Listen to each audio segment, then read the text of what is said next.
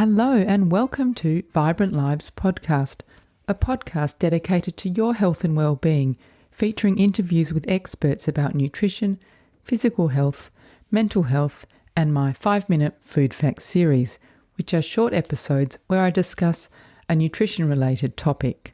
I'm Amanda Hayes, your host. I'm a lawyer turned nutritionist, and I'm on a quest to learn as much as I possibly can about living a healthy, active, and fulfilling life, which I would call a vibrant life, and sharing what I learn with you here on this podcast.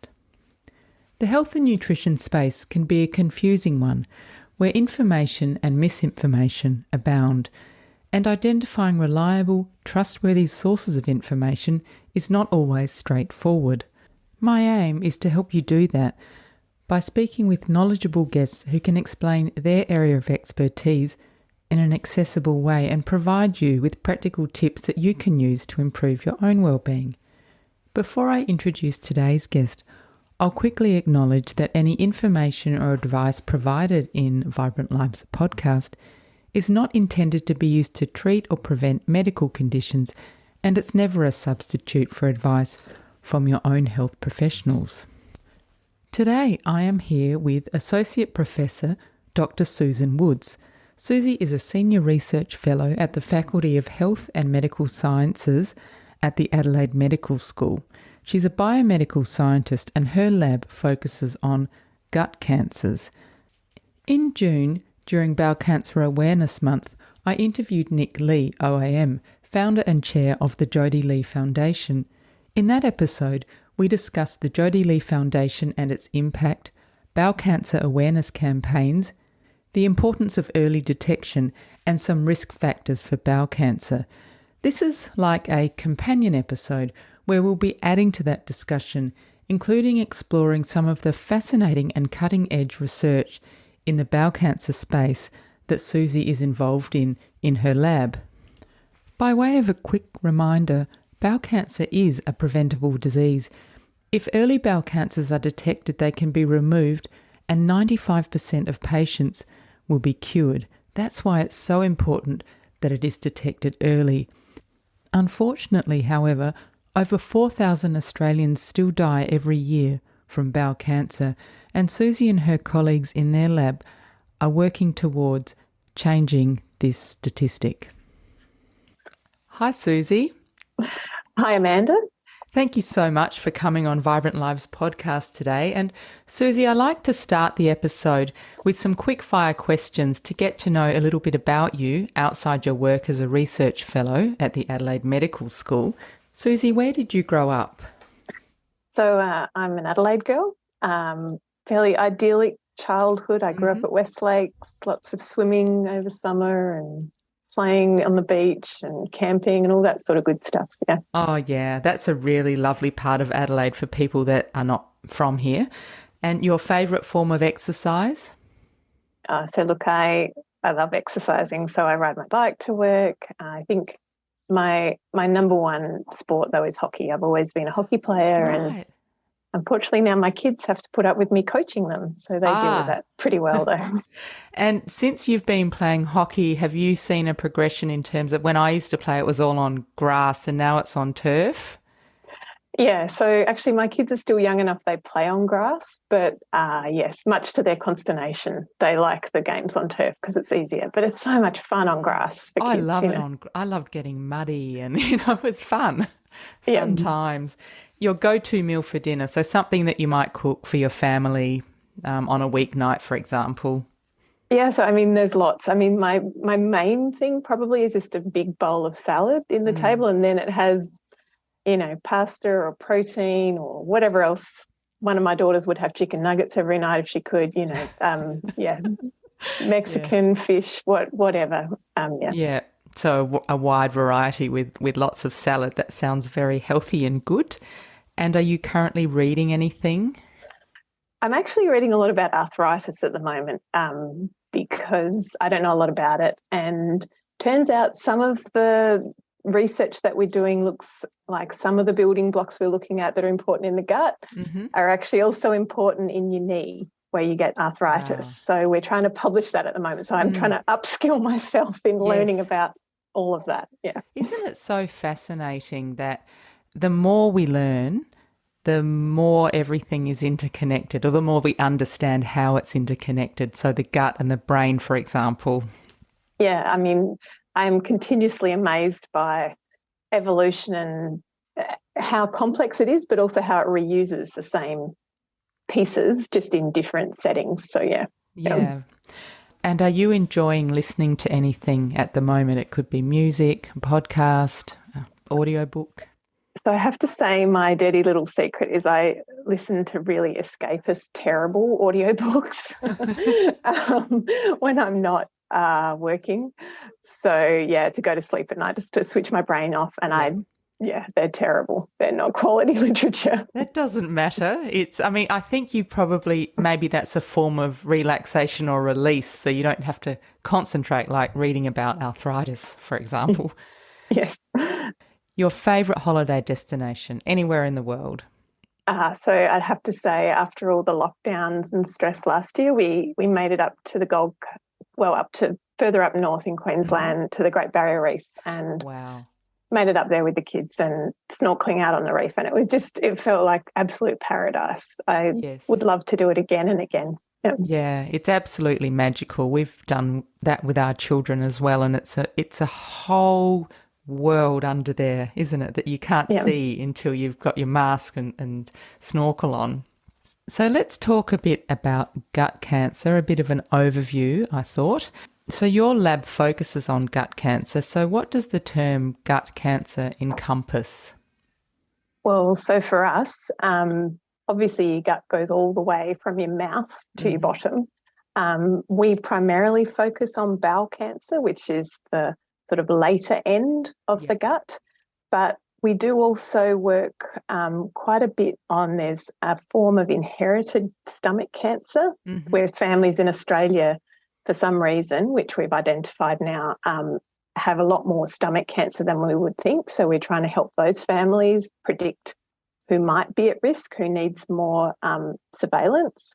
And we also, apart from sort of bowel cancer and stomach cancer, we also are focusing on patients with gut cancer that have some of the worst outcomes, and those patients are the ones, so the most common site of metastasis, so when the cancer cells start spreading around the body, is the liver, but the second most common site is in the peritoneum.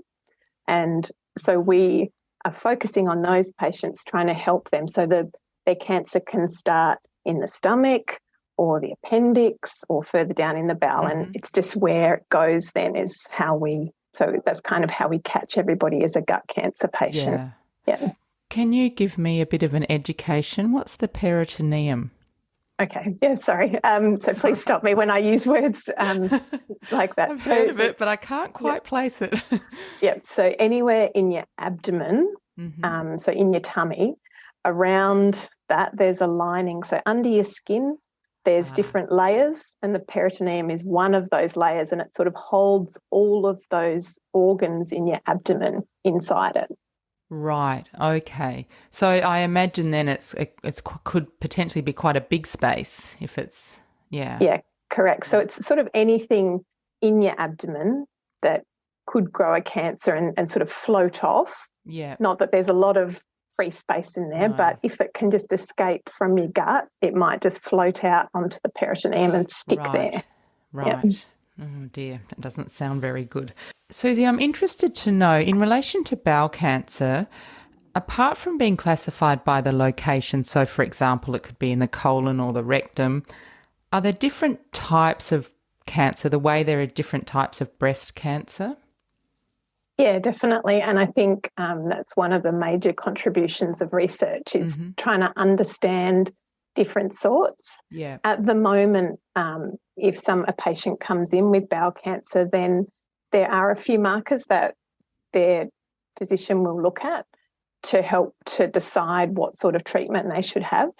And so it's usually only used for sort of advanced cases where on top of, so surgery is the mainstay of treatment, and then on top of that, standard chemotherapy, but then there are some other drugs that we can add for particular subtypes.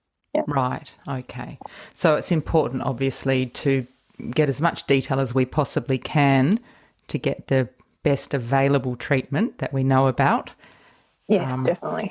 It's amazing, actually. We do some work with our New Zealand counterparts, and just the level of detail that patients can get here and access to different drugs that unfortunately just isn't always available even in New Zealand, which is a similar sort of smaller country, but similar sort of financial wealth and stuff. And a developed medical system like ours. I guess one thing, it's a function of population to an extent, isn't it? So one thing that came through really loud and clear when I interviewed Nick Lee a few weeks ago is that early detection and treatment is so vital for achieving a successful outcome in bowel cancer. So I'd like to delve into that. Can you talk us through how the prognosis changes in gut or bowel cancer, for example, from an early stage detection through to a late stage detection? Sure. Well, I mean, I think I would be out of a job if we found everyone early, because we know that we can cure over 95% of those people. If it's found early, then it's very, very good outcomes. So unfortunately, though, the outcomes become just worse, progressively worse as the disease gets bigger, as it spreads to different places. And so a patient with metastatic disease, that's where it's decided to leave its original site and move around the body, only 13% of those people are alive after 5 years. Wow. So very quickly you can see that there's a lot of treatment and a lot of hardship for those patients very quickly after the early disease stage. And it really, really underlines how important it is to detect it early. And I know that in some cases bowel cancer can be asymptomatic in the early stages, so that underlines again how important screening and things like that are. But on the topic of early detection, what are some of the common symptoms that people should be aware of, just so they can perhaps look into things if there's something a bit different for them going on? Sure. And I think one of the things is these are the things we don't like to talk about. Yeah, of course. But we are today. Yes. So not that everybody religiously likes to note what their bowel habits are like, but that's one of the key changes. If you have to go a lot more often, or it's the texture of it has changed. And that's not just something when you're just a bit nervous before something, then obviously the gut responds to different stimulus. But if it's something that's happening for a couple of weeks, definitely go and see your doctor. If you see blood in your stool, or quite often GPs will notice that a patient is anemic, so you have there's a sign that you're losing blood somewhere. That's one of the key indicators for a GP. If you have pain in your abdomen, around your tummy, or pain when you're passing stool, weight loss, tiredness, all those things that you probably don't immediately notice. You think, I'm just a bit tired. But Yeah, so it's really important to just be aware, I think, of your own bowel habits and take it seriously when things change. As you say, not a one-off, like you're nervous before a running race or an exam, but if it's been going on for a couple of weeks, you think, this isn't quite right. And GPs are very good at talking about those kind of things, even though it might be a bit awkward or embarrassing for the patient, but it's so important. So on to what you do in your lab. I'd like to get a sense, Susie, of what you actually do, because when we think of scientific researchers, we think about people in lab coats peering down microscopes. But I know in your case that you do interact with patients and survivors, and they are integral to your research. So I thought it would be interesting to us if you could give us a bit of an overview of some of the things that you might do in a typical week. Yes, sure. So I understand that everybody thinks we play with tubes, and to be honest, I'd be very happy just playing with tubes and doing experiments. So for me, unfortunately, a lot of what I do now is applying for funding. No. Unfortunately, but the people in my group, so I have a small team here of awesome people. So what they're doing is they're listening into the clinical meetings to hear about bowel cancer patients that are coming, particularly through the Royal Adelaide Hospital or Queen Elizabeth Hospital, to find out if there are any patients that might be relevant for some of our studies. So then they might go and talk to the patient, see if they're interested in being part of our research. And then once the patient has agreed to be part, then they go into theatre to collect samples. Usually it's if a patient is having a part of their gut cut out by a surgeon. So they'll go into theatre, collect a sample, bring it straight back. So they walk straight across from the Royal Adelaide Hospital, across into Samri, into the cheese grater, and then they'll bring that sample up to our lab and manipulate it in the lab so that we can grow the sample in a dish in the lab. It's part of what we do. That's amazing. Yeah, they do. One project recently was a little bit physically unpleasant because some of the samples we wanted to grow the bacteria, so the germs, the good germs and the bad germs that live in the samples. And so one of my postdocs, she was working in a low oxygen chamber, which is if you imagine a big workstation with some gloves and you put the gloves on backwards so you can put your arms into it. So all the sample doesn't have any oxygen on it because that kills a lot of bacteria that don't like oxygen. And it's also heated to 37. So she had her arms in these big plastic gloves at 37 and just the sweat was just dripping off her. It's like so that was sauna. A bit of a heat box. And some of the other people in my group, we have a mouse hospital here, which essentially we have mouse models of bowel cancer when we need to use animals because we need a whole system, whole animal, something. We try to use patient samples in a dish as much as we can, but sometimes we, so some of them are looking after our animals. Yeah, those, and some people are just playing with tubes in the lab because we've got samples and we need to do stuff with them. Yeah. And when someone collects a sample from an operating theatre, does the sample need to be put on ice or something? Does it have, and you sort of get it back as quickly as you can to the lab? Yes, definitely. Yeah. So there's protocols around all of that. Oh, yes. And that's part of why we need really good relationships with the surgeons and the nurses and the pathologists because, obviously they don't want just anybody coming into their theatre. Of course not. It's important for what we want to do with it that we can get it as quickly as we can. So it's important that our lab is next to the hospital. Yeah. Yes. And do you find that patients are, as a generalisation, quite open to participating? Definitely. Yeah. Why wouldn't you be? Again and again, we're astounded by how giving people are at sort of the worst stages of their life, in the sense that they're scared. They don't know what's going to happen always. Even when there are language barriers, they're quite open to having a translator present. It's unusual for us for people to say that they won't help, and it's usually just because they're overwhelmed. It's probably. Yeah, the whole medical system, if you're not part of it, can be stressful and alienating, I think. But I imagine that a lot of patients take the view that, if they join in your research, it may possibly help them, but if not, it might help someone else in the future. Yeah, it's actually surprising when we talk to patients about what we do, we actually are very clear that it's probably unlikely to help them because usually what we're doing is in the future. So they're actually all quite happy as long as it may help someone and they acknowledge that it probably actually won't help them, but as long as it helps potentially their children or somebody they know or even just someone they don't know. Yeah.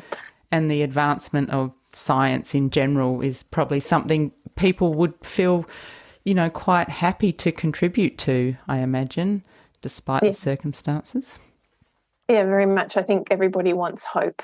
So some of we work with some colorectal cancer survivors and even patients that still have disease. And they say it's very important to give people hope, not to take away hope. And that's one of the things we can do by being research, is that there's a hope that in the future it won't continue to be a death sentence, some of the kinds of cancer that we deal with. Yeah. Yes. There's a very lovely video on your, I'm not sure what the page is at the University of Adelaide, where you're talking to one of the survivors. Yeah. Yeah. I'll put a link to that in the show notes, because it really does show the translational side of research in medicine. Yeah.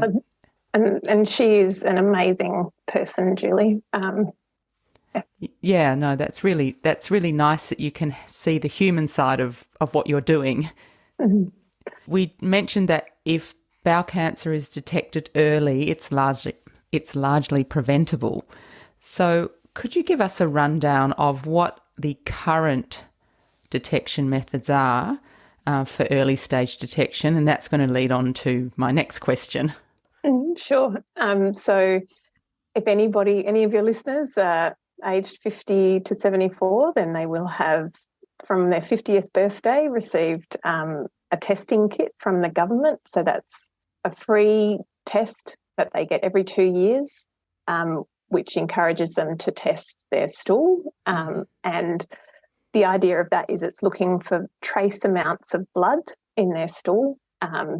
And if that test comes back positive, then it doesn't mean that they have cancer necessarily. What it means is that they need to have another test, which is usually called a colonoscopy, which is a long, skinny video that they'll go back to a doctor and essentially have images taken of all along their gut to see if there's anything there to worry about.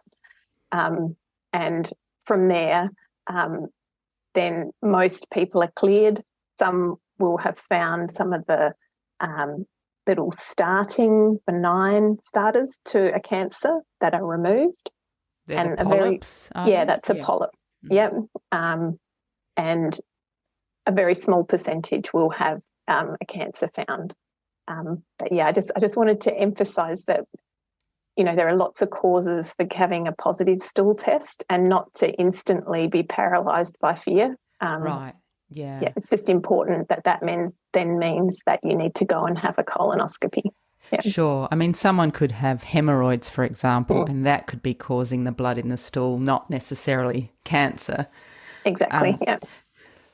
In your lab, I understand that there's some projects you're focusing on to find the hidden early cancers, ones that for whatever reason are not picked up by those screening tests. So in terms of developing new detection tests, what are we looking at? What might we see in the future? So in my dreams, we would move away from a stool-based testing because that's at least one of the reasons why our uptake of the free tests is below 50%, which is just insane to me. I'm sure you talked about that with Nick. We did. So we're working on a sort of bacteria, a germ.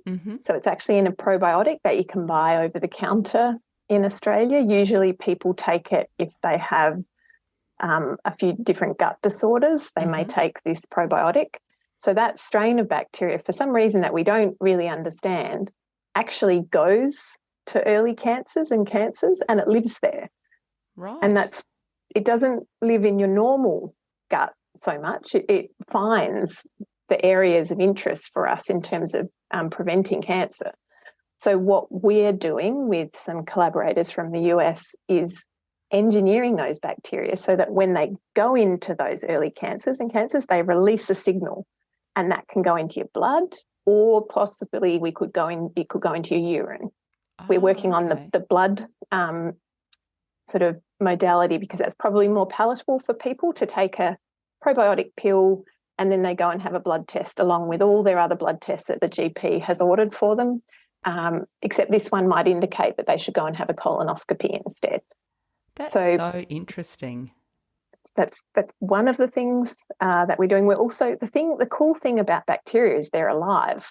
Yes. So they can go and live, for example, in an early cancer, but we can also engineer them to start making a drug when they find it. So they can act by themselves to go and start treating disease, I think is the future of where we would like to be. Yeah. That blows my mind. That's cool, isn't it? Yeah. That is so cool. And that would be, I imagine, part of the reason for engineering something like that is it would hopefully have fewer side effects than chemotherapy because it would be much more targeted. Yeah, so that's one of the things I talk a lot about with some of the bowel cancer patients that work with us is they've had chemotherapy and or immune activating therapies, the neuroimmunotherapies, and there are a lot of gut toxicity that's associated with those drugs and other sites. And that's one of the key things is if we can target it, then we can reduce all the off-target effects of treatment that we really don't want. Yeah, I think, and please correct me if I'm wrong because I'm not a doctor, but my understanding of chemotherapy is that it kills off dividing cells. So there's a lot of collateral damage along with killing the cancer cells. Well, that's why people lose their hair, for example, isn't it? Those cells exactly. And it becomes a quality of life choice for people with advanced cancers. Is there's a decision. So what benefit do I get from the treatment? How does it make me feel? And that's a balance for their medical oncologist to work out what's acceptable, what's tolerated, and what's not. And it's a tough call because everybody wants to live longer usually. Of course. I mean, I've watched it up close. It's a terrible decision to make. It's almost like choosing the lesser of two evils in a way, I think. Yeah. For many people. Yes, whether it really is a choice or not is tricky, but that's so that sort of inspires these kinds of approaches where we can it's sort of the holy grail of better cancer treatment is providing it just to where we want it to go rather than everywhere else. Yes. So what then what's the connection between gut bacteria and cancer in the gut? What do we know about that? So it's really just probably in the last decade it's become a focus where we really are able to use new sequencing technologies to really catalogue all the bacteria that are in your gut and see that with people that have cancer, then they have an altered microbiome, so an altered composition of the bacteria that are found in your gut. And we know that particular bacteria are bad, so that if we give them, for example, to an animal model, then that makes bowel cancer worse. Some of them actually change as a result of the cancer, so they might not have caused the cancer, but they're downstream.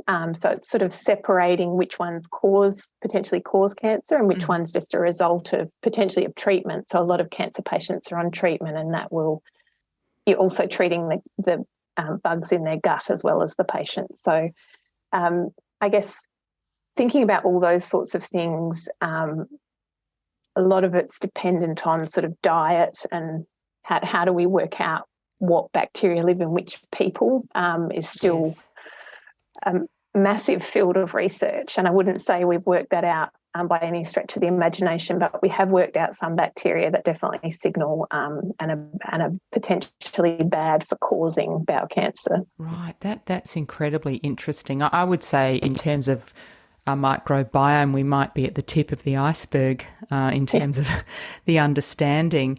I wonder if, people's microbiomes change, as you say, as a result of diet or if they've been taking antibiotics or whatever. But I wonder if there'll be it'll become routine one day to have a snapshot of your microbiome and then be able to compare it and look for changes, major changes that might signal something. So, there are already companies that offer a service where you can send in a sample of your stool and they will tell you. So we know that usually the more different sorts of bacteria you have in your gut is normally a sign of a healthier gut. So they can look just, for example, at that and tell you, yes, you've got a lot of diversity, or no, you don't. Here's some things you might be able to do. For some of the newer cancer treatments, we know that the patient's microbiome is a real indicator of potentially whether the treatment's going to work or not. So there are some studies at the moment that are transferring the gut microbiome from a responding patient and giving it to a patient that's new to the treatment to see if they can change the microbiome in a way that will then make the treatment work better. And that's all sort of very much in process and in clinical trial, those sorts of approaches at the moment. That's fascinating. It sounds like the kind of trials where they look at, I think it's been done in mouse models where they'll put the microbiome of an obese mouse into a thin mouse, and then the thin mouse gains weight. Yes. So clearly the microbiome, it plays into all the systems in our body, I think. Yes, definitely. And if there's one message, it's eat fibre. Yes, that also came through when I spoke with Nick, and I do want to talk about some of the lifestyle habits we can adopt. But before we go there, another thing, and you have alluded to this, but you work in your lab with people whose bowel cancer has been detected at a late stage. And some of the things you're doing is looking at a really personalised approach. So can you, precision medicine, I think it's called, Can you talk to us a bit about that? So sure. So, I mean, this is inspired by the fact that the chemotherapy regimens that we use for cancer patients have really they've been modified a little bit over the last couple of decades, but they're essentially the same. So it's like, okay, we've got the same treatments. Is that really the best we can do? So we can see in blood cancers, there's been real advances where we know that a particular change to the genetic material in a patient, so the DNA change, can say, okay, they should be getting this drug and they'll respond. So it's a bit more complicated when we go to solid cancers. There's more genetic changes than you see in blood cancers. So there's more targets, but they also interact in ways we can't really always understand from just looking at the DNA changes. So it's important. What we do is we take a sample of tissue from a patient, and then we've got a live, essentially a little piece of material that will tell us possibly if the patient's tumour might respond to a particular range of drugs. So we've done one study that we completed with patients with peritoneal metastasis, and we took their samples and grew them up here, and we actually sent those samples to a lab in Seattle, and they did a lot of the drug testing there. So they tested those samples against 120 drugs and sent back a report which we could share with the medical oncology team to say, okay, that patient sample is specifically sensitive to this drug. And so we've moved on a little bit from that now, where we do the drug testing here in-house, and we are really, again, looking at these peritoneal patients with peritoneal metastasis and just looking at a couple of different chemotherapy drugs to see if are they more sensitive to one or the other, and then feeding that back to the medical oncologist to see if maybe they might think about changing their treatment based on the answers that we get. So in that way, the treatment they get is based on the response of their tissue, their sample, rather than just what has been done. Yeah, what's been done before. Yeah. What's really interesting about that to me is I recently interviewed a man called Harry Glorikian, and he's a medical stroke venture capitalist, biochemistry type who is interested in artificial intelligence and big data. And what you were talking about then is one of the applications. You know, the AI can look through millions of drug combinations and, you know, come up with ideas that might be the best treatment. So it's fascinating. There's a lot of technology playing into, you know, behind the scenes of what you're actually doing, I believe. Yes, and we have been approached by quite a few AI startups for the data and I mean, we've released it to say, okay, is there something that a computer or an algorithm can find in our in the data that I can't see because I'm not as smart?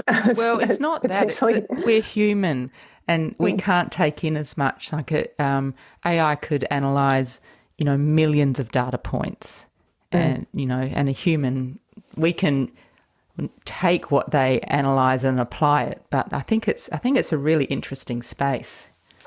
Yeah, definitely. And I think where we fall down is our data set isn't big enough yet for an AI approach. That's right, I think. But that's only going to improve, I think. As you know, one of my goals at Vibrant Lives podcast is to help demystify nutrition, to cut through the hype and half-truths and give you reliable information. If this sounds good to you, then check out my free guide where I debunk 5 nutrition myths, and I'll put a link to my free guide in the show notes. Now, back to my discussion with Associate Professor Dr. Susan Woods. Susie, one of your goals is the eradication of gut or bowel cancer. Can you see that happening? Yes, I think the quickest way is really what Nick Lee is working on as well, is getting everybody to be screened. And that's the quickest way we're going to eradicate it. I think there will always be people that, for whatever reason, either are too young for our screening at the moment. Unfortunately, people under 50, you can still be screened. If you have symptoms and you're worried, you go to your GP and you can have tests. Definitely, I would encourage that. But as a rule, people under 50 aren't screened. Yes. And we can see it's quite scary, actually, the incidence of bowel cancer in younger people is steadily rising currently. So it's a bit of a worry that a lot of that population isn't being screened. So anyway, just as a preface to say, I think there for quite a while to come, there will still be bowel cancer and we'll still need better treatments. So I don't think I'll be out of a job anytime soon, unfortunately. Yeah. Nick's wife, Jodie, who died of bowel cancer, was 39 when she got it. So that's outside the screening age. He would like to see it start at a younger age. Because I work in this space, I have also, of course, had a colonoscopy, because otherwise I was driving myself mad. Thinking, if you work on something often enough, you'll pretty sure you'll see all your symptoms and anyway. Yes, no, I'm sure that's right. But I guess the problem is there's always going to be a problem. I think there'll always be a gap where some people, for whatever reason, it might be a lack of medical literacy, it might be a language barrier, they might slip through the cracks, even if, people are sent these testing kits. Well, we already know that the participation rate is quite low. So there's a lot of work to do.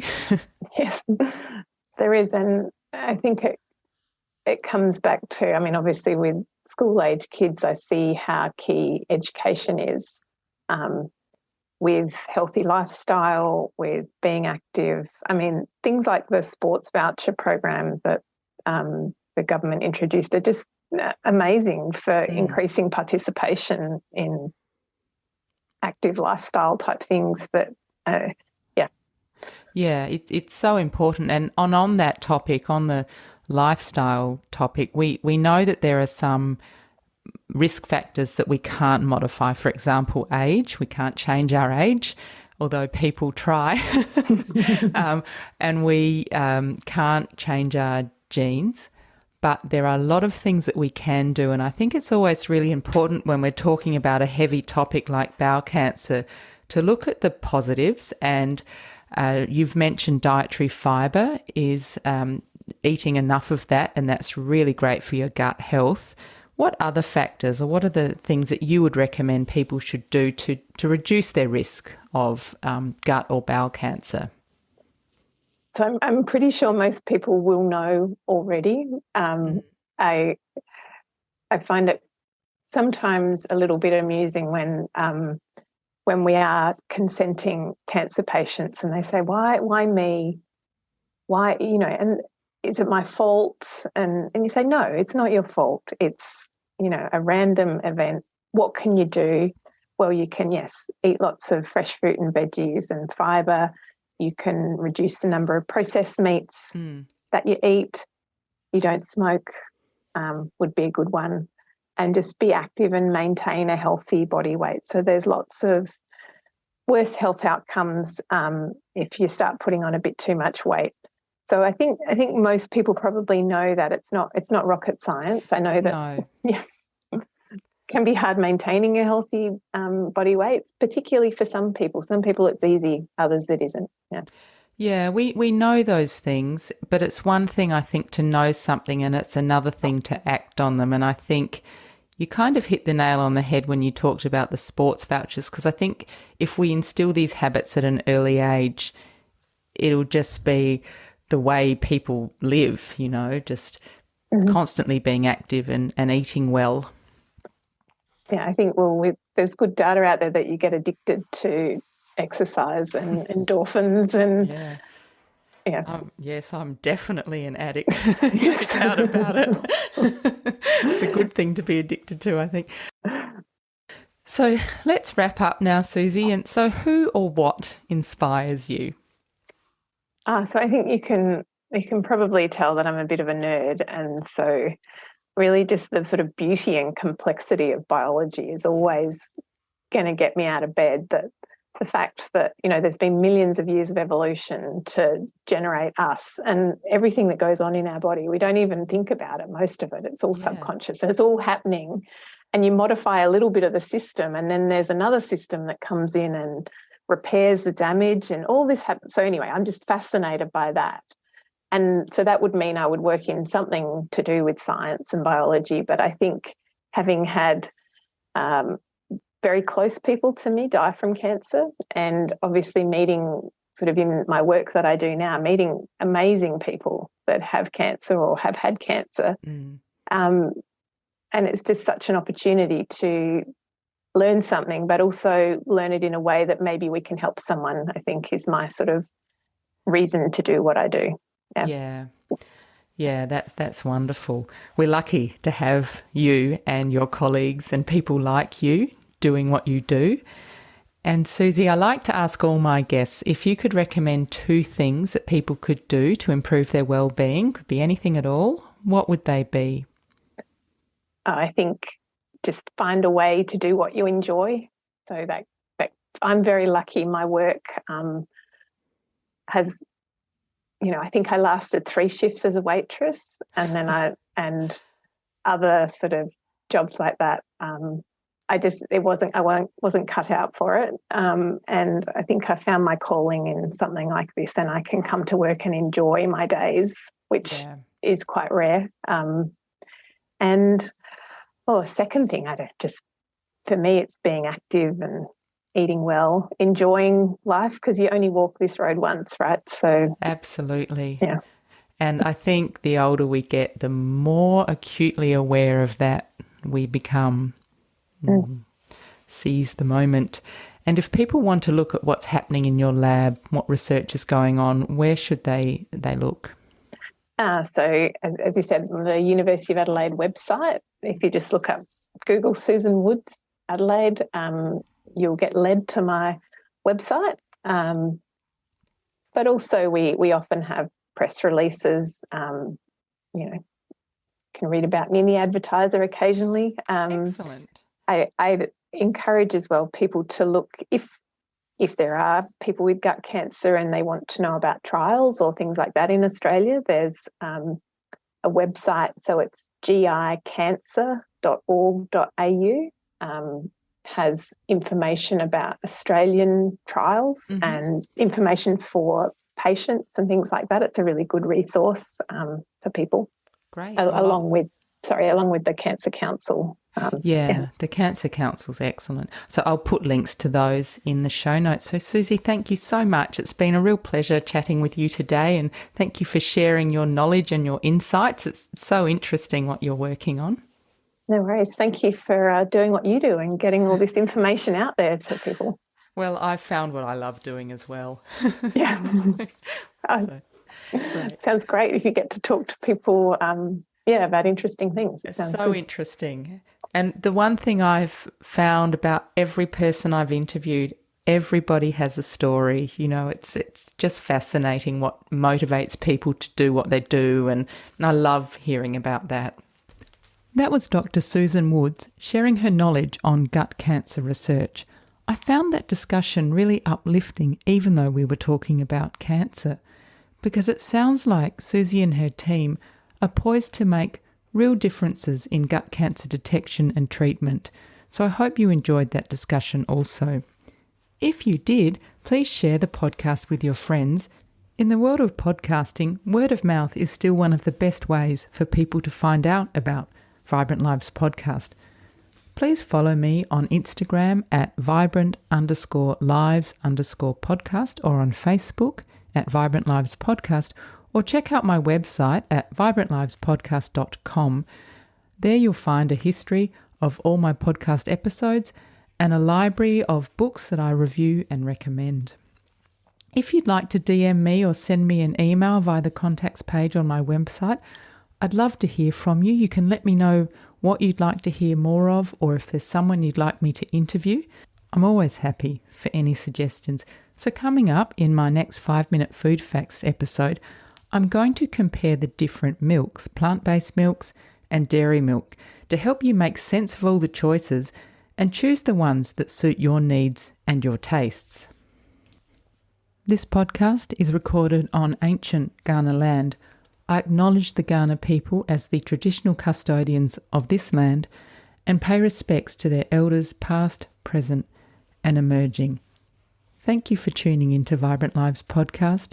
Eat well, move well.